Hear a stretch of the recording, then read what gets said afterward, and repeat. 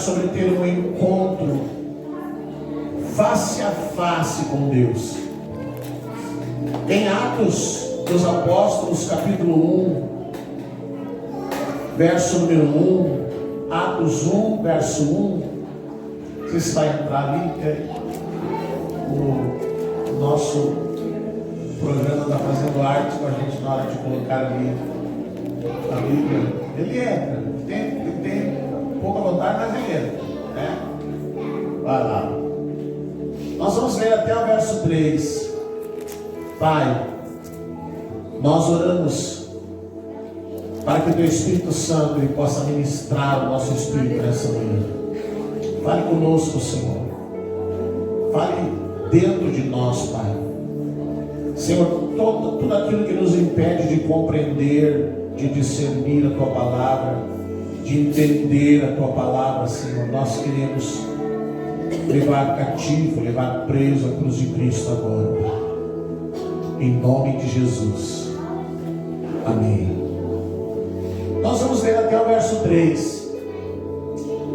Essa é uma carta, para quem não sabe, o livro de Atos dos Apóstolos é uma carta onde o Dr. Lucas ele está contando a um amigo.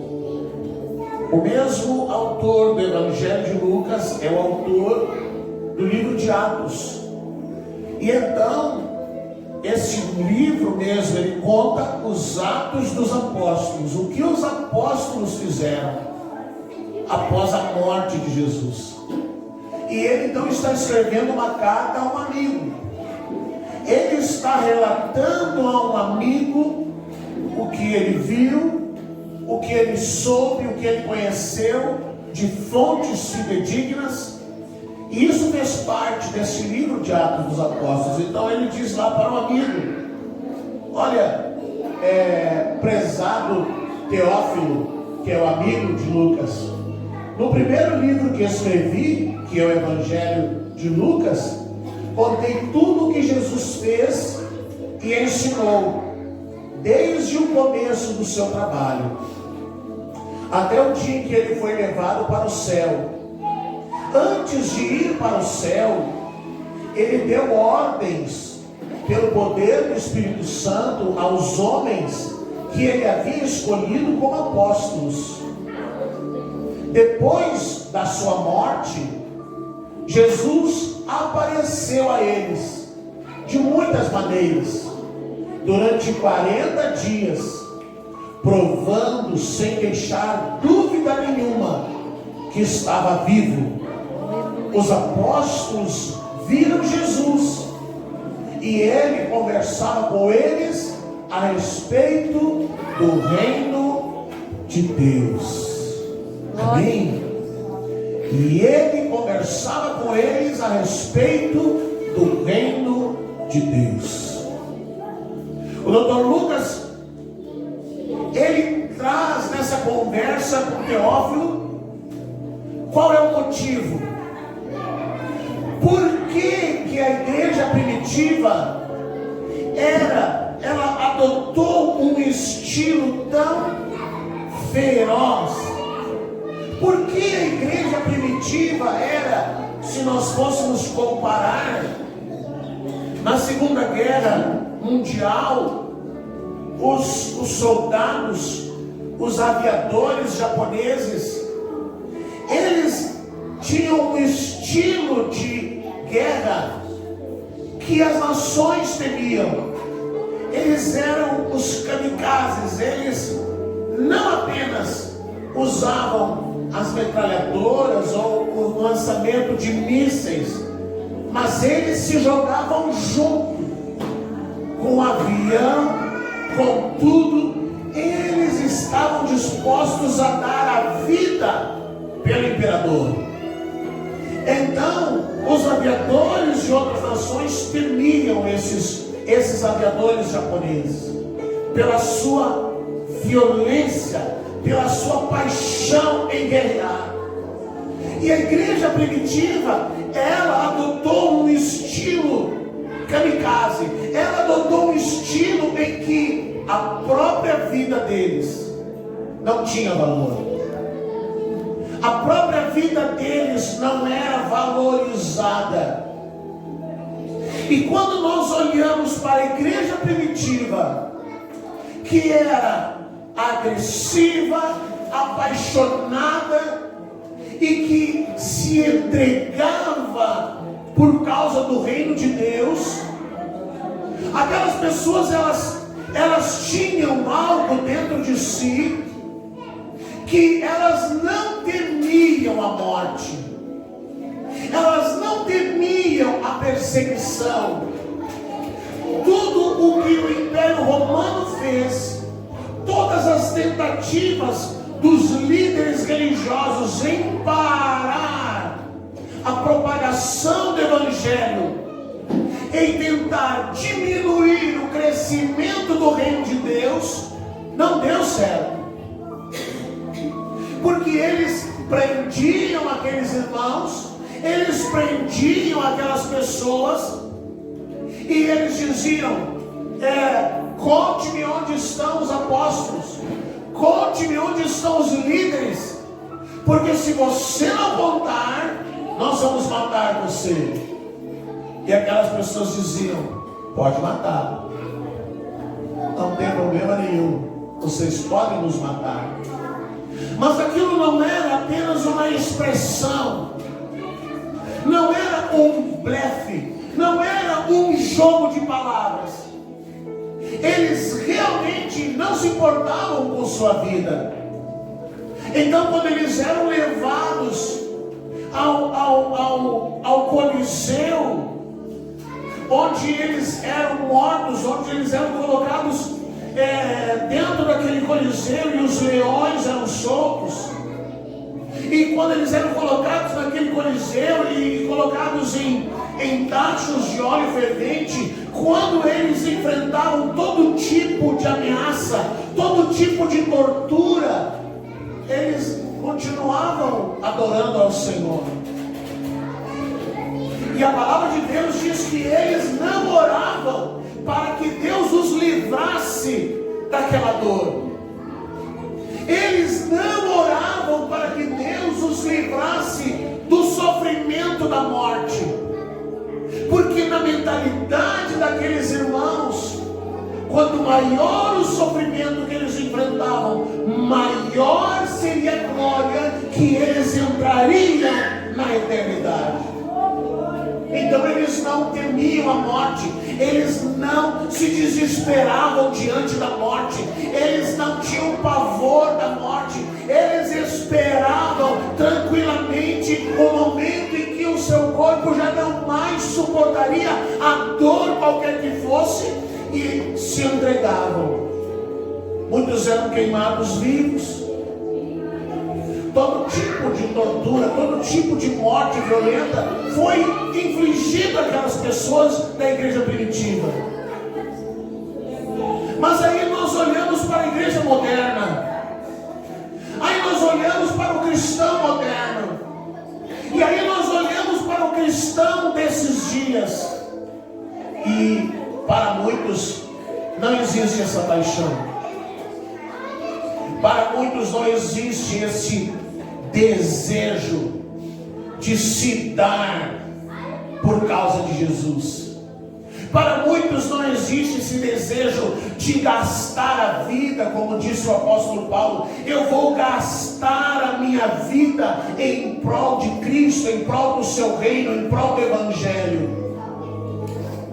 Mas por que a igreja primitiva era assim? Por que a igreja primitiva adotou esse estilo de vida? É muito simples. Porque essas pessoas, elas ouviram Jesus, elas aprenderam de Jesus. Jesus havia morrido, Jesus havia sido crucificado, e a palavra de Deus, ela começa ali em Atos contando quando Jesus se apresenta a eles, depois de ter morrido, depois de terem passado 3 dias, depois que a notícia de que ele havia ressuscitado havia se espalhado na cidade. Mas sabe como era? Uma notícia é uma notícia. Nós hoje conhecemos os famosos fake news. Muita coisa que rola como notícia não é verdade. Muita coisa que a gente lê e que a gente ouve não é verdade. Então uma notícia é uma notícia. Dizer que ele havia ressuscitado é uma coisa, mas vê-lo, falar com ele, ouvir sua voz, sentar-se com ele à mesa, comer com ele à mesa, ele provar de todas as formas que ele estava vivo, aí é outra história.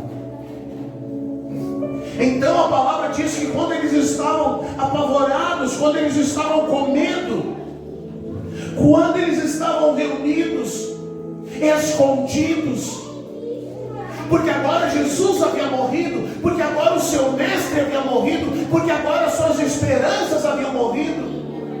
Então num desses dias, a palavra de Deus diz no verso 3, depois da sua morte, Jesus apareceu a eles.